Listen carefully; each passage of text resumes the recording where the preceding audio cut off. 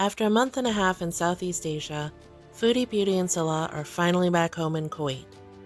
In this video, we'll take a step back and look at the vacation as a whole, by the numbers.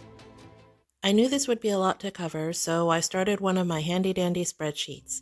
I know how much you guys love them.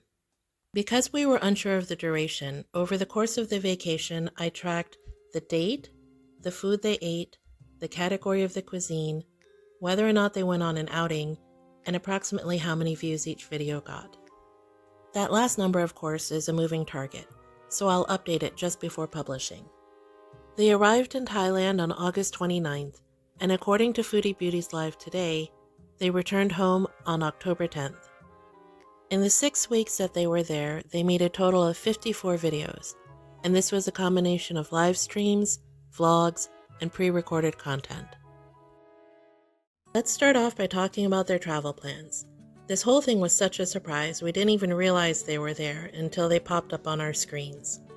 They started out with a 1-hour flight to Doha on Qatar Airways, and then they flew from there on to Bangkok. If you buy this particular itinerary with a bit of advance notice, you can get a ticket for $496 US.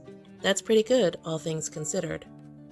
One of the big questions swirling around in the girl world was how many seats Foodie would have to buy. It turns out they bought 2 seats, and she just overlapped on Salah. You can really see it once they sit down and get settled. See how her shoulder overlaps his? Yeah, she's probably better off getting 2 seats for herself. Once they landed in Doha, Foodie got to experience the joys of the tarmac shuttle bus. You can see she goes for the 2-strap method, whereas Salah goes for a more conservative 1-strap hold. The next leg of the journey from Qatar to Bangkok was much longer at just under 7 hours. Luckily, on this part of the trip, they had 3 seats with nobody sitting in between them, so they were able to be more comfortable. Remember that the next time you book a flight, Foodie. While it's perfectly fine to overlap a little bit on your spouse, it's pretty much frowned upon if you're sitting next to a stranger. When they finally arrived in Bangkok, they were both understandably exhausted. They got into a taxi and headed for their hotel. As we pass by this mosque, take a good look at it. It's the only one you're going to see for weeks, and you don't even get to see it close up. The complaining started pretty early on this trip. First at the airport about the heat and the humidity, and then about the traffic. It took them about a 90-minute drive to get to the hotel. Welcome to Bangkok!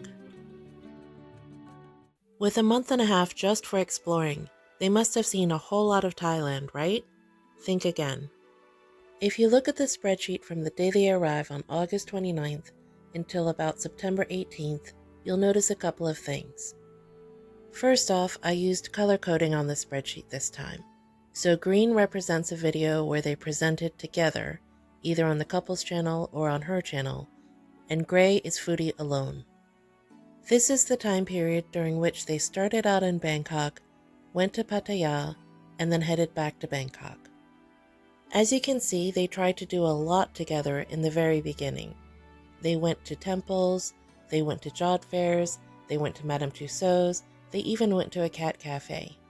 Everything was the 2 of them as a happy couple, with a few mukbangs or live streams thrown in. Once you get to September 19th, though, everything changes.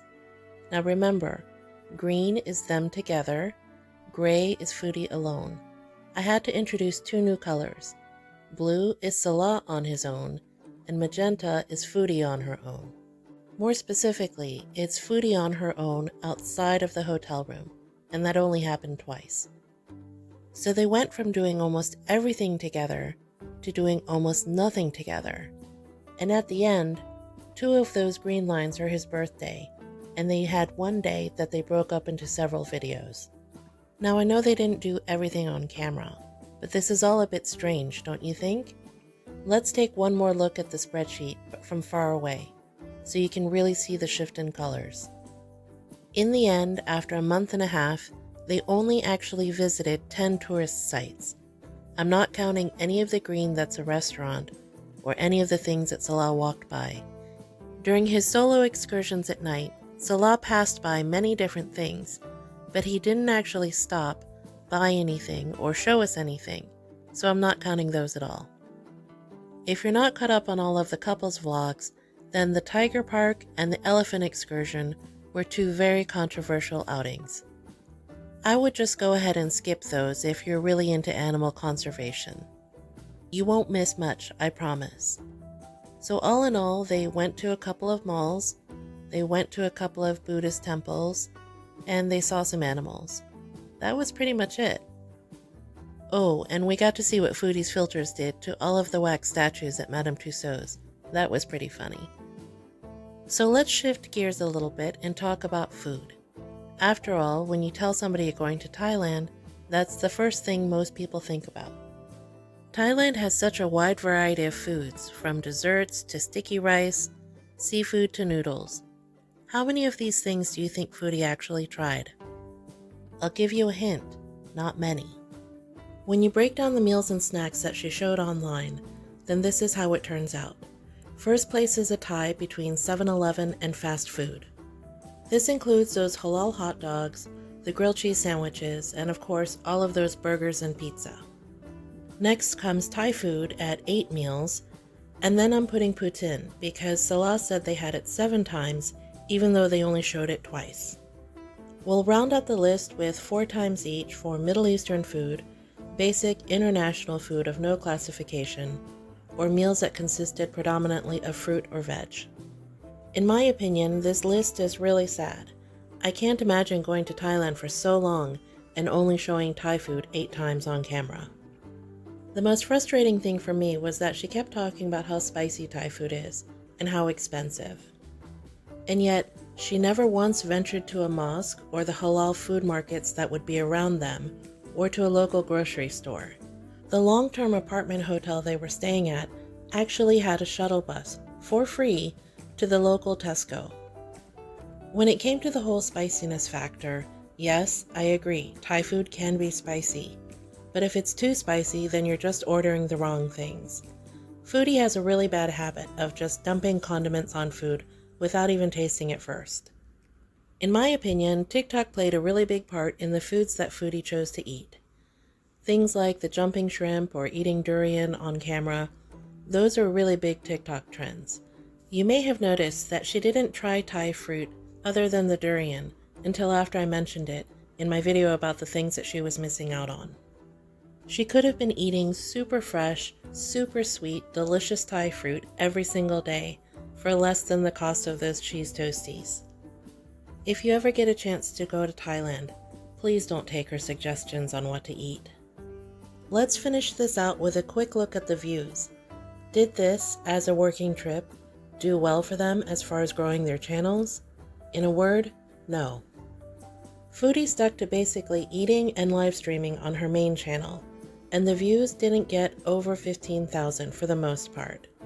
The most popular videos were the ones where she talked about going to the ER, which she never actually did, she went to a clinic, and being publicly fat-shamed, which she wasn't really.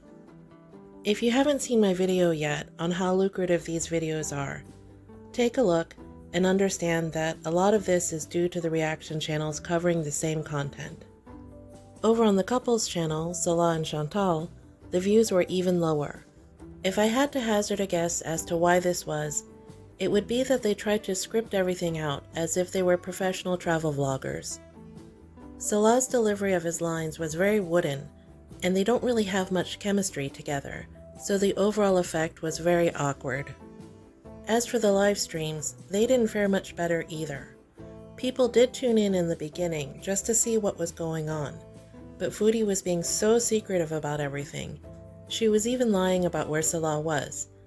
In the very beginning, she was saying that he was either taking a nap or there, just not on camera, and then they finally broke down and admitted that he was taking long walks. Once it became clear what he was doing every night, Salah ventured out and did some live streams of his own. These were over on the couples channel, and he tried to give us walking tours of Bangkok.